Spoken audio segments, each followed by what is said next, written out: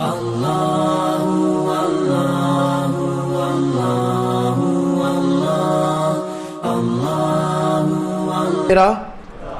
اللہ کتنے ہیں جی؟ امام صاحب نے ایک بوڑھی بی بی چرخہ کاٹ رہی تھی، امام اعظم ابو حنیفہ نے اس سے پوچھا بی بی چرخہ ہی کاٹا ہے کہ اللہ کو بھی پہچانا ہے؟ کہنے لگی مجھے میرے چرخے نہیں بتا دیا کہ رب ہے، مجھے میرے جلوہ تیری ذات کا کو بکو ہے، جدھر دیکھتا ہوں ادھر تو ہی تو ہے، ان فی خلق السماوات والارض واختلاف اللیل والنہار لآیات لأولی الالباب، ہر ذرہ اس کے ہونے کا پتہ دیتا ہے۔ کہا مجھے میرے چرخے نے بتایا۔ کہنے لگے چرخے نے تجھے کیسے بتایا، یہ کب بولتا ہے؟ کہنے لگی امام صاحب دیکھیں نا، میں چلاتی ہوں تو چرخہ چلتا ہے، میں چلاتی ہوں تو چرخہ چلتا ہے، جب چھوٹا سا چرخہ بغیر چلائے نہیں چلتا تو کائنات کا چرخہ بھی تو کسی کے چلائی چل رہا ہے نا۔ مغرب مشرق سے سورج نکلتا ہے، روز مغرب میں غروب ہوتا ہے، کوئی چلانے والا تو ہے، تو اتنا بڑا چرخہ چل رہا ہے نا۔ آپ فرمانے لگے واہ بھائی واہ، تو نے تو واقعی چرخے سے ہی خدا کو پہچان لیا ہے۔ یہ بتا رب ایک ہے کہ دو؟ کہنے لگا جی، بی بی کہتی ہے جی ایک۔ فرمایا تجھے کس نے بتایا؟ کہنے لگے جی میرے چرخے نے۔ کس نے بتایا ہے؟ فرمایا کیسے؟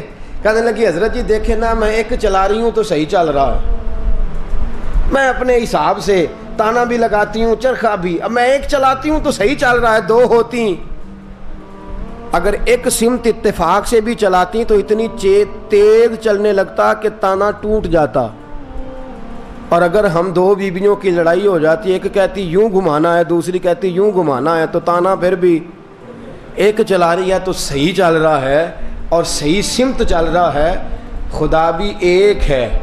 اسی لیے تو سورج ازل سے مشرق سے نکل رہا ہے، مغرب میں غروب ہو رہا ہے، اگر دو ہوتے معاذ اللہ تو کبھی کبھی مغرب سے بھی نکلتا۔ میرا چرخہ بتاتا ہے کہ اللہ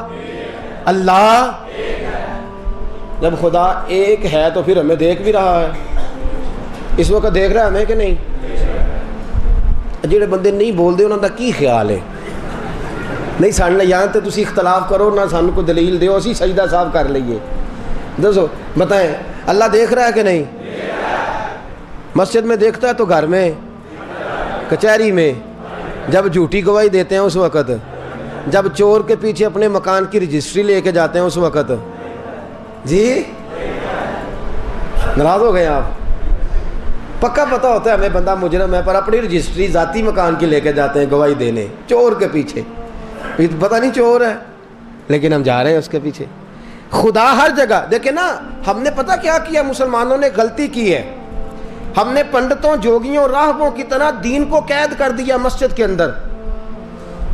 جس طرح عیسائی کہتا ہے نا کہ جو گرجے میں نہیں جائے گا اس کا نکاح نہیں ہوگا، جو گرجے میں نہیں جائے گا اس کی عبادت نہیں ہوگی، ہندو کہتا ہے جو مندر نہیں جائے گا عبادت نہیں کر سکے گا، ہم نے بھی اپنا دین مسجد کے اندر، میں مسجد میں ہوں میں نے جھوٹ نہیں بولنا اس وقت، تو باہر جائز ہے یا خدا صرف مسجد میں ہے؟